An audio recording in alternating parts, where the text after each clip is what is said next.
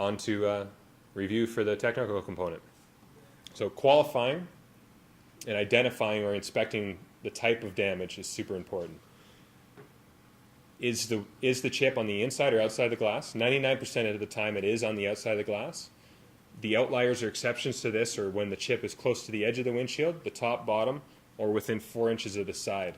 Sometimes when there's a blunt impact, it can actually crack on the inside.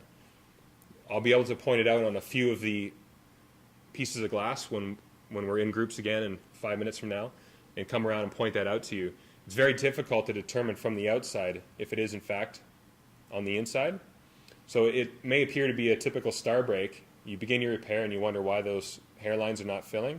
Well, the chip is on the inside. So that's a chip that the customer can't be really charged for because you're not saving their windshield. It may not spread from the inside because moisture is not really going to get on the inside of the glass.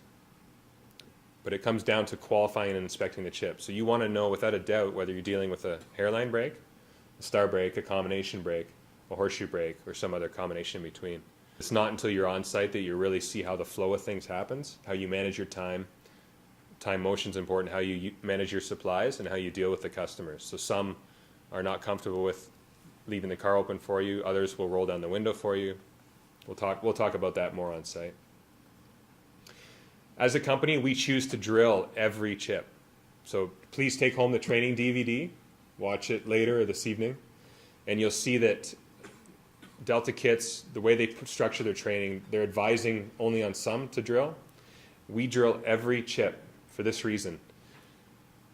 It is possible to repair a chip without drilling, but it's very, very, very difficult to remove all that trapped air. Trapped air, again, is what looks black, the trapped air between the layers of glass. So we prefer to drill to be confident we can remove all that air.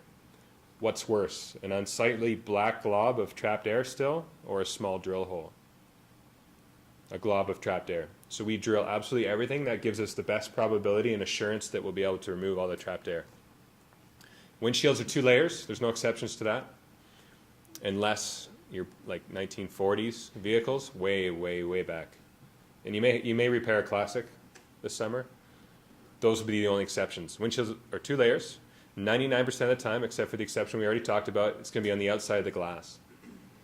What looks black is trapped air. If it's a star break, it's going to be small little laterals or lines of trapped air. If it's a bullseye break, it's going to be a big black pocket. And you do feel like you hear when you repair those. Those are the crowd pleasers. They almost completely disappear, and the customers are thrilled with those. Star breaks, you're always going to see those lateral lines or scar. Let's be consistent. Can we agree upon that to use the term scar? That makes sense to most customers, and it sets the expectation very, very clear.